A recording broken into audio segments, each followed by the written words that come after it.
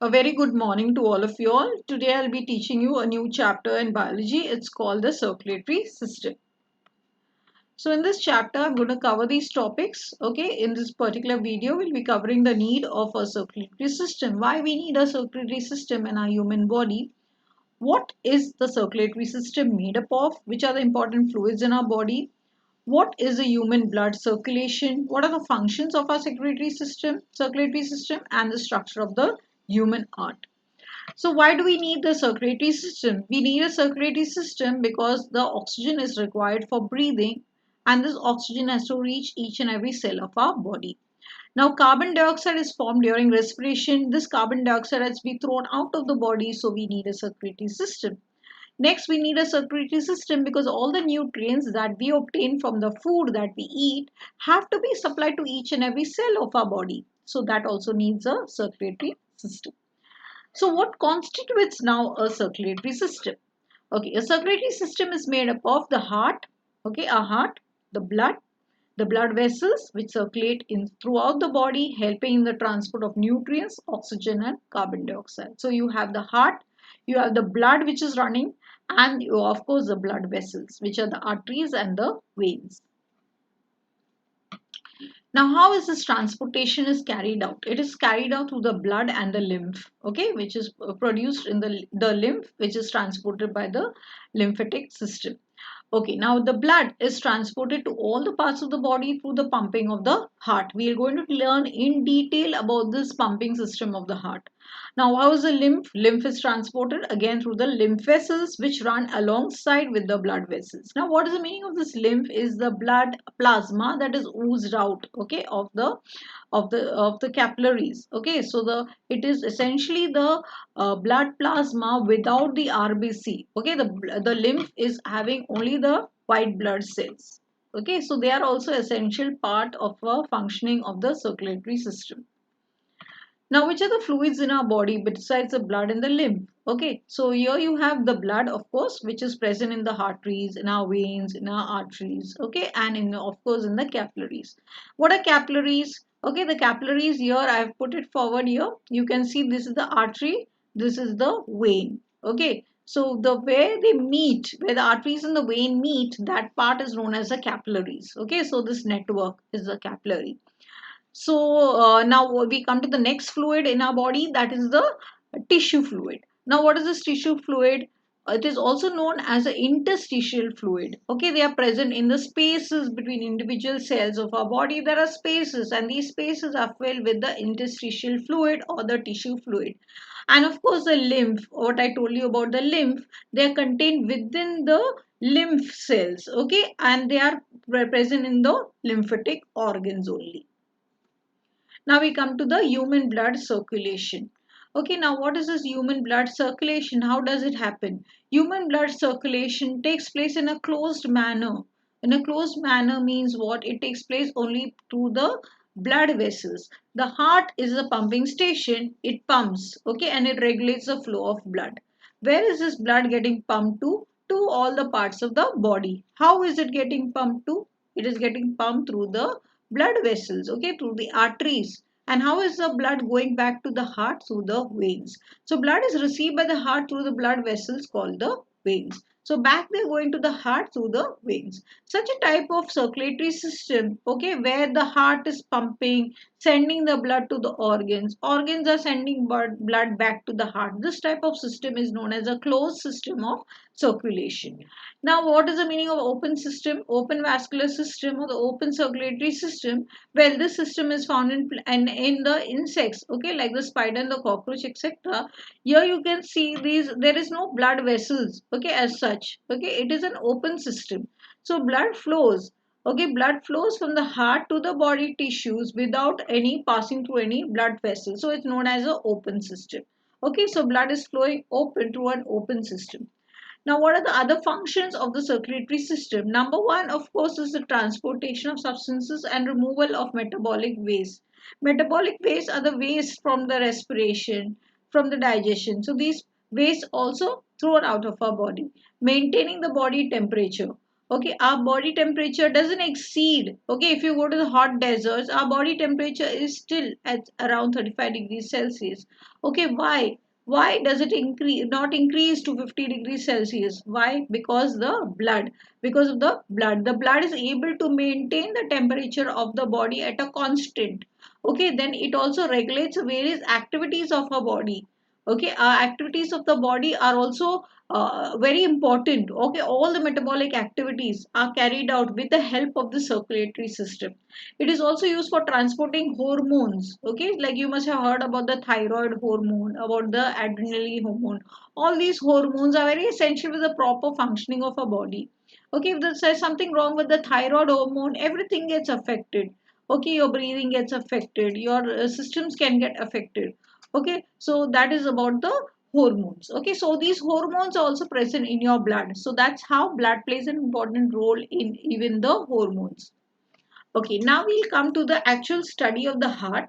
We'll begin with the external features of the heart. How is the heart? Well, its size. We'll begin with the size. It is the size of one's closed fist. So if you close your fist, okay, each one close your fist and you can make out that is the size of the heart. Okay, it weighs about 225 to 340 grams. Okay, where is it located? It is located around the center of the chest cavity. Its tip is slightly shifted to the left side. Okay, it has got a triangular shape and its tip of this triangle is shifted to the left side. Where it is enclosed in a double layered membrane, and the name of the membrane is a pericardium.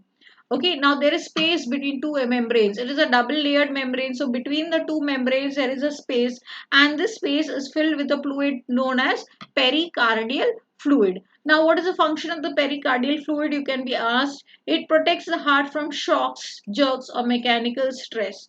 Okay, so if you suffer from a little shock, okay, or a jerk, okay, your heart is well protected. Okay, the heart will not feel the jerk or the pressure. Why? Because of the pericardial fluid. It absorbs the shocks and the jerks.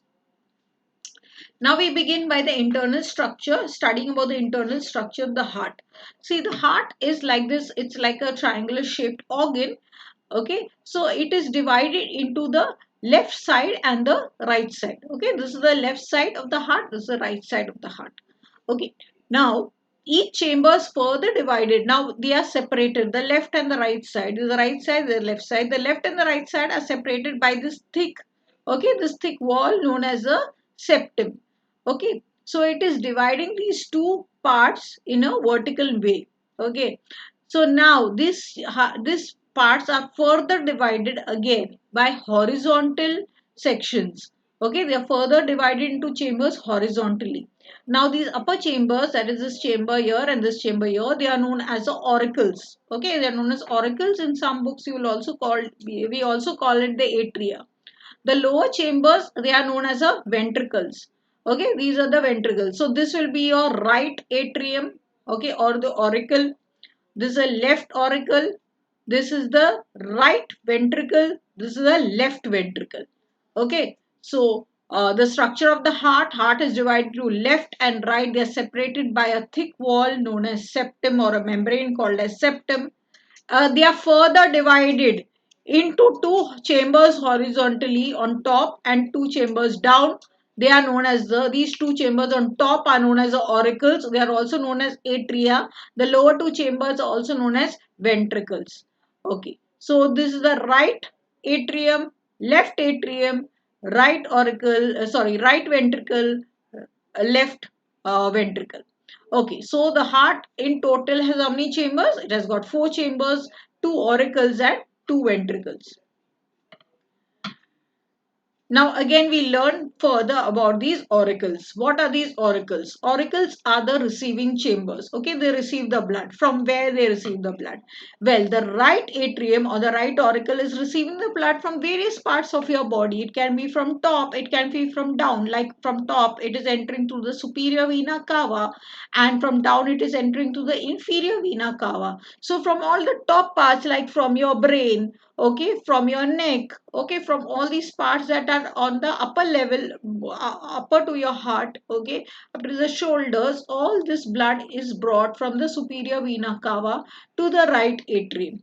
Okay, and all the other parts from your legs, from your trunk, from your stomach, all these areas below your heart, okay, it is brought through the inferior vena cava. So this blood flows into the right atrium, okay, or the right auricle. Now your ventricles. Ventricles are the distributing chambers. What is the meaning of distributing chambers? They are giving the blood away. Okay, so they are pump the blood. Okay, from here they are giving the blood to the lungs. Okay, so you can see the blood from here entering into the lungs for purification. Here they are entering into the aorta. Okay, this is the aorta, which is the main artery or the biggest artery in your body. Okay, the aorta is the biggest artery in your body. So blood enters into the aorta, and there it is distributed from the aorta to various parts of your body. Okay, so the ventricles are the distributing chambers. Now if you notice these ventricles, they are much larger. Okay, they are much larger. Their walls are more elastic and thick. You can see these are more elastic. Okay, they are thick and they are muscular. Okay, why they are muscular, why they have to be thick? Because they are supposed to pump the blood. Okay, they are distributing now, so they have to give the blood and it has to go with force. Okay, so that is why it has got thicker walls. Okay, because they have to pump the blood to different parts of your body. Okay, now we come to the important valves. Now if you notice from here to here, the blood enters from here to here. Okay, that is from the right atrium or the auricle to the right ventricle. You can see here there is a valve. Okay, it's written as a tricuspid valve. Okay, the opening here. Okay, you can see here this opening here, that is between the left atrium and the left ventricle. There is also a small valve here. Okay, this valve is known as a bicuspid valve. So tricuspid valve, bicuspid valve, it's also called the mitral valve, though it's not mentioned in your textbook, but it's also called as a mitral valve. Now, what is the function? Why there should be valves like this? Because the blood should flow only in one direction. Okay, so these valves are ensuring that the blood flows only in one direction. Okay, so the tricuspid valve, what does it do? It ensures that the blood flows only from the auricle to the ventricle and prevents the backflow of blood. Okay, so here also the blood is flowing from the left atrium to the left ventricle and it prevents the backflow of blood. Okay, so you can be asked what is the function of the tricuspid valve, function of the bicuspid valve. You can be asked the location, okay, of the tricuspid valve, location of the tricuspid valve. Okay, so sorry, bicuspid valve. So bi, remember TB. Now we come to the next part, that is the semi-lunar valves. Now we learnt about the tricuspid and bicuspid valve. Now here also you can see these little valves over here. Now these little valves are known as the semi-lunar valves. So what does it do? It ensures that the blood flows from here to here and prevents the backflow of blood. So blood flows from the right ventricle into the pulmonary artery. Okay, so this big artery here is a pulmonary artery. Okay, where is the blood going? It is going to the lungs for purification. Okay, so blood is entering from these parts of the body into the right atrium or the auricle. From there it flows to the right ventricle. From there it passes through these valves. Okay, these valves, and these valves are regulating the flow. Okay, they ensure that the blood doesn't flow back. Okay, so it is supplying the blood. Where is this blood going? This blood is going for purification to your lungs. Okay, then once it gets purified, okay, the blood gets purified, it enters. Now it is, see, it is blue when it is in pure blood. Now it is red over here. Why? Because now the blood has got purified. It is coming through the pulmonary vein. Okay, pulmonary, your pulmonary artery. Why we saying pulmonary artery? We are saying pulmonary because pulmonary is anything to do with lungs. Okay, pulmonary is to do with lungs. So this is known as pulmonary artery because it is taking the blood to your lungs. Pulmonary vein means it is bringing the blood back. Now remember, all the arteries in your body, they all carry pure blood except one artery, that is the pulmonary artery. All other arteries, they carry pure blood, except pulmonary artery carrying the impure blood. Vice versa, also the all your veins in your body, all each and every vein in your body, it supplies, it has got, okay, rather it is carrying what type of blood? Impure blood, except the pulmonary vein. Okay, the pulmonary vein is the only vein that is supplying pure blood. Okay, so it goes through the pulmonary artery, goes for purification, it comes back to the pulmonary vein where it enters. It enters into the left atrium. From there, it passes to the which valve? Now it is the bicuspid valve. It enters into the left ventricle, and then it enters through this. Now this is what I'm talking about. Another semilunar valve. Okay, at the entrance of the aorta, there is again the semilunar valve, which is preventing the blood from going back from the aorta into the left ventricle. Okay, so it prevents the backflow of blood. So that's it. I hope this is clear about the structure of the. So thank you, children. Thank you so much for watching the video. Bye.